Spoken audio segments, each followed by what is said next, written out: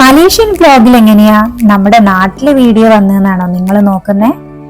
Hi viewers, welcome to travelling with RS. മലേഷ്യയുടെ മൂന്നാർ എന്നാണ് ഇവിടെ അറിയപ്പെടുന്നത്. ഇന്ന് നമ്മൾ പോകുന്നത് കാമറോൺ ഹൈലാൻഡ്സിലെ ടീ പ്ലാന്റേഷൻ കാണാനാണ്. അവിടേക്ക് പോകുന്ന വഴിയിലെ മറ്റു കാഴ്ചകളുമാണ് ഇന്നത്തെ വീഡിയോ. ഈ ചക്കേനെ പോലെ കാണുന്നതിന്റെ പേരാണ് ദുരിയൻ. അത് ശരിക്കും അതിന്റെ ഒരു സെയിം ടേസ്റ്റ് ആയിട്ടാണ് എനിക്ക് തോന്നിയത്. മറ്റേതിന്റെ പേരാണ് ലാൻസാറ്റ്.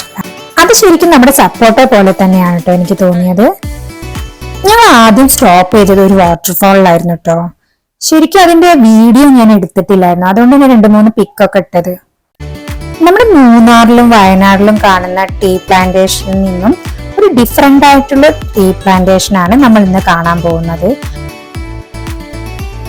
ഇവിടെ നിന്നും ടിക്കറ്റ് എടുത്തിട്ട് വേണം നമുക്ക് ഉള്ളിലേക്ക് പ്രവേശിക്കാൻ. അപ്പം ടിക്കറ്റിന്റെ ഒക്കെ റേറ്റും കാര്യങ്ങളാണ് ഈ കാണുന്നത്. നമുക്ക് ഫൗസി ബ്രോ ക്ലിയർ ആയിട്ടൊന്ന് ഇത് എക്സ്പ്ലെയിൻ ചെയ്തു തന്നു. എന്നിട്ട് ഞങ്ങൾ 3 പേരും അതിന്റെ ഉള്ളിലേക്ക് പോയി. ഇതിന്റെ പുറമെ ഒരുപാട് പേര് വെയിറ്റ് ചെയ്യുന്നുണ്ടായിരുന്നു ഉള്ളിലേക്ക് കയറാൻ വേണ്ടിയിട്ട്. ഈ പ്ലാന്റേഷൻ ഒരുപാട് നടന്ന് കാണാനുണ്ട്. അപ്പൊ നടക്കാൻ ബുദ്ധിമുട്ടുള്ളവർക്ക് മറ്റു സൗകര്യങ്ങൾ ഇവരെ ഏർപ്പെടുത്തിയിട്ടുണ്ട്.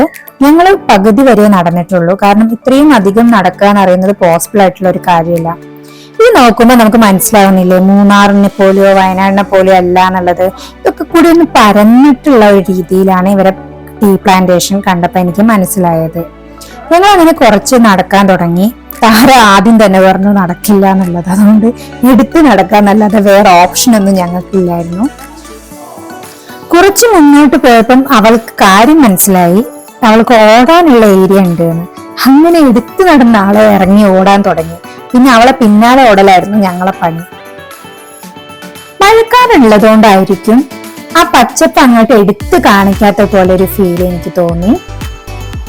ഫോട്ടോ എടുക്കുന്ന സ്പോട്ടിൽ നിന്ന് 2-3 ഫോട്ടോ എടുത്ത് ഞങ്ങൾ നേരെ പോയത് സ്ട്രോബെറിന്റെ ഫാമിലേക്കാണ്. ഇത് ഇവിടുത്തെ ഏറ്റവും വലിയ ഫാമാണ്. ഇതിന്റെ ഉള്ളിൽ ഞാൻ വല്ലാതെ വീഡിയോ എടുത്തിട്ടില്ല, കാരണം സ്ട്രോബെറി കഴിക്കുന്നതിലാണ് ഞാനും താരയും നല്ല കോൺസെൻട്രേറ്റ് ചെയ്തത്. കഴുകിയിട്ട് പോലില്ല, പറക്കുക കഴിക്കുക, അതായിരുന്നു ഞങ്ങൾ രണ്ടാളും ചെയ്തത്. ഇവിടെ എങ്ങനെയാന്ന് വെച്ചാല് നമ്മള് പൈസ പേ ചെയ്തിട്ട് ഒരു ബോക്സ് വരും. ആ ബോക്സ് നിറയെ നമുക്ക് സ്ട്രോബെറി പറിച്ച് വീട്ടിലേക്ക് കൊണ്ടുപോകാം. താരേനെ പോലത്തെ കുട്ടികളെ ആകർഷിപ്പിക്കാൻ വേണ്ടി ഫുൾ ടോയ്സ് ആയിരുന്നു അവിടെ. പിന്നെ അവൾക്ക് അത് മതി, സ്ട്രോബെറിയും കാണണ്ട, ഒന്നും വേണ്ട. പിന്നെ അവൾ എങ്ങനെയൊക്കെയോ ഞങ്ങൾ സോപ്പ് ഇട്ടിട്ട് ഞങ്ങൾ സ്ട്രോബെറിന്റെ ഫാമിലേക്ക് ഉള്ളിലേക്ക് കൊണ്ടുപോയത്. ശരിക്കും ഭയങ്കര ഡിഫറെന്റ് ആയിട്ടുള്ള ടോയ്സ് ഒക്കെ ഞാൻ അവിടെ കണ്ടിരുന്നു കേട്ടോ. കുട്ടികളെ ശരിക്കും അവിടെ പിടിച്ചു നിർത്തും, അത്രയും ഇൻട്രസ്റ്റിംഗ് ആയിരുന്നു അവിടെ. പിന്നെ ഞങ്ങൾ അവിടെ ഉള്ളിലേക്ക് കയറുന്ന സൈഡിലൊക്കെയാണ് ഇങ്ങനെ കുറച്ച് ഗാർഡൻ പോലെ അവർ ചെയ്തു വെച്ചിട്ടുണ്ട്. എൻ്റെ ഇത് മിനി വ്ലോഗ് ആയതിൻ്റെ മെയിൻ കാരണം ഞാൻ ലാൻഡ്സ്കേപ്പിൽ വീഡിയോ എടുക്കാൻ മറന്നുപോയി എന്നുള്ളതാണ്. എൻ്റെ കൂടുതലും കയ്യിലുണ്ടായിരുന്ന പോർട്രേറ്റ് മോഡലായിരുന്നു, അതുകൊണ്ടാണ് ഈ വ്ലോഗ് വളരെ ചെറുതായത്.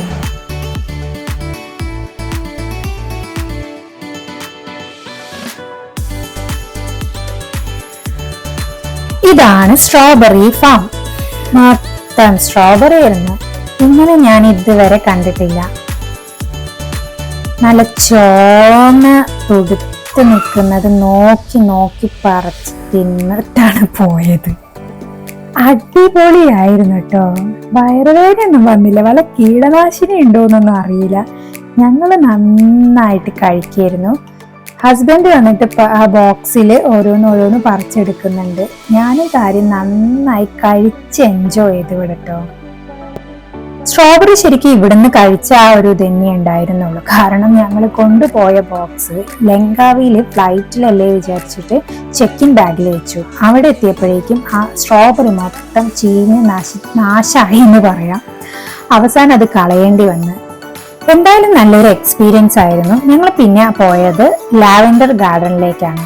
ലാവൻഡർ ഗാർഡൻ എന്ന് പറഞ്ഞാലും അവിടെ ലാവൻഡർ വളരെ കുറവായിട്ടാണ് എനിക്ക് തോന്നിയത്. മറ്റ് ഫ്ലവേഴ്സ് ആയിരുന്നു കൂടുതൽ കണ്ടത്. നമുക്ക് എന്തായാലും അവിടുത്തെ കാഴ്ചകളിലേക്ക് പോവാം.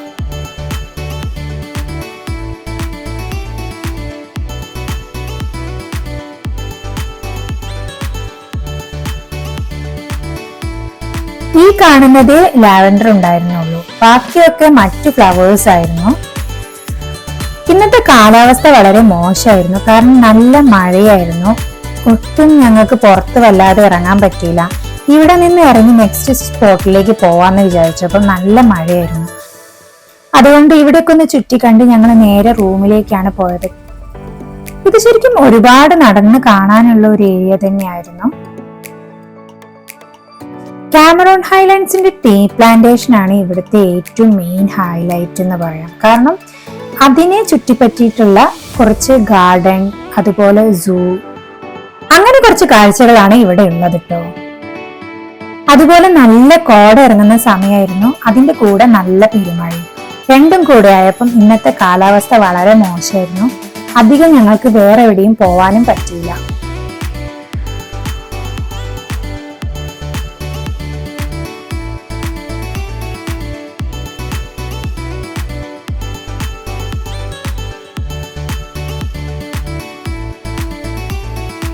കാമറൂൺ ഹൈലാൻഡ്സിൽ എന്താണ് ഇഷ്ടമായതെന്ന് ചോദിച്ചാല് ആ വ്യൂ തന്നെയുള്ളൂ.